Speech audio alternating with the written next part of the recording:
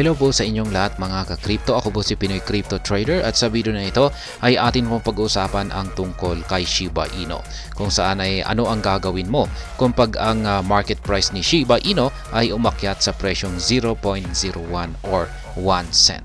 At ayan, bago po tayo magpatuloy ay nais ko lamang po munang bigyang linaw ang aking disclaimer kung saan ang nilalaman po ng video na ito ay hindi po ito isang financial advice. For education and information purposes lamang po ang layunin nito. Maliban po dito ay nais ko na rin pong magbigay babala na wala pong kahit anumang group chat ang Pinoy Crypto Trader. And amid growing hype around meme coin Shiba Inu's quest to eventually reach 0.01, Watcher Guru connected with 3 SHIB investors to learn how they plan to spend their potential crypto fortune. Kaya yan, nagsagawa raw po ng ang Watcher Guru yan ng isang pagsasaliksik dito sa pamamagitan ng yan, tatlong mga SHIB investors para malaman kung ano yung gagawin nila sa kanilang kita dito kay Shiba Inu kung sakaling umakyat ito sa presyong 1 cent or 0.01. If Shiba Inu climbs toward a penny as holder anticipate, these investors could gain life-changing wealth from the current prices near 40 digits 1084. Kaya yan, totoo po yan. Kung nakapag-invest po tayo ng maski sabihin natin ay ngayon lang po tayo nag-uumpisang mag-invest dito kay Shiba Inu, ay makakabili po tayo ng maraming amount ng token sa kanyang kasalukuyang presyo na ito. At kung pag umangat po ito sa presyong 0.01 ay ang laki po niyan. Napakalaking gain po niyan. I'll start a business when Shiba Inu reaches 0.01. Yan po yung ayon po sa isa na investor na tinanong ng Watcher Guru.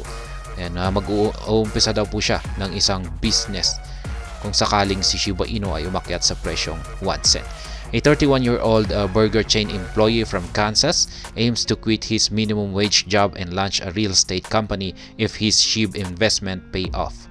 With the housing market booming in Topeka City, he sees an opportunity to capitalize on high rents and property prices. Kaya yan, mag-i-invest daw po siya sa isang real estate company. Yan, diyan po niya ipapasok yung kanyang kita kay Shiba Inu. Ayan, at yan, sapagkat nakikita daw po niya na mukhang nagbo-boom daw po yung housing market dito sa Topeka City. Kaya may opportunity daw po na yan, kumita siya kung pag papasukin niya ang business na business ng pagrerenta ng kanyang mga properties. Ayan, rents are off the roof. Homes are 1.5 times. But that isn't stopping the house boom. I'd get into real estate, build a career from scratch, and grow the business, he revealed. Kaya yan. Yan ang sinabi ng unang investor dito ni SHIB. Ayan, talagang siya ay magpaparenta raw ng kanyang mga properties, mga bahay. Ayan, at yan po yung kanyang binabalak rito. Yan, ito naman yung pangalawa. I'll cry when she reaches 1 cent. Yan, mapapaiyak daw siya kung pag nagawang akyatin ni Shiba Inu ang presyong 1 cent.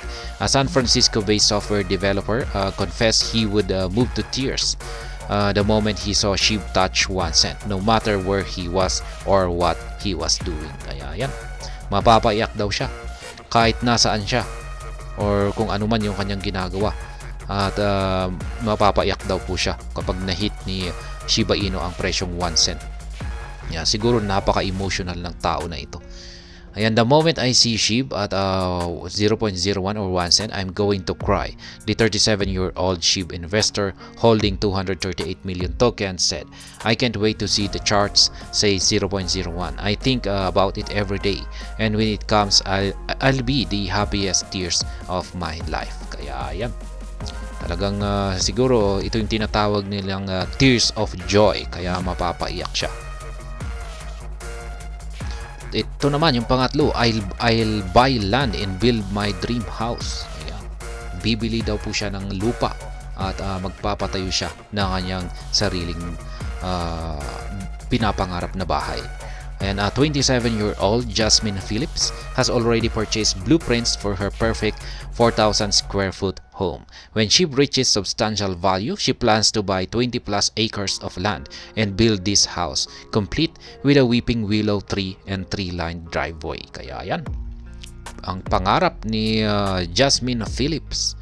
Yan, siya po ay nasa 27 taong gulang. Yan ang bumili ng isang 20 plus acres na lupa at patatayuan daw po niya ito ng kanyang sariling bahay.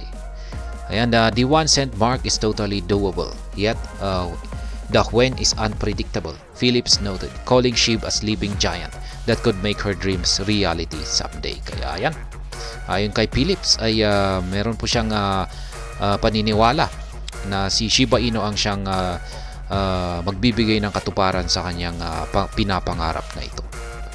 Yan. For most SHIB investors, the allure of potential life-changing wealth continues to drive feverish interest in the meme coin. While this appears like an extremely distant goal, holders remain staunchly confident. Their stories reveal both SHIB's appeal and the fiery ambition of retail traders grasping for a lottery ticket shot at riches. Kaya ayan, ano naman po ang gagawin mo kung sakaling na-reach ni Shiba Inu ang presyong 1 cent or 0.01? Ano ba yung mga plano mo dyan? I-share mo naman dyan sa comment section para mabigyan na rin naman yung mga walang ideya dyan na nag-i-invest lamang pero walang plano. Kaya ayan. At hanggang dito na lamang po tayo sa video na ito. Sana po ay inyong nagustuhan ang aking paliwanag dito. Kung inyo po itong nagustuhan ay pakiclick lamang po ang like button nito. Para naman po sa mga bago lamang dito, kayo po ay aking inaanyayahan para mag-subscribe. Pakiclick na rin po ang bell icon nito dahil ito po ang siyang magsisilbing notification nito sa mga bago kong videos na akin pong ina-upload sa aking YouTube channel na ito. Marami pong salamat sa panunood. Ingat po tayo lagi at God bless po sa ating lahat.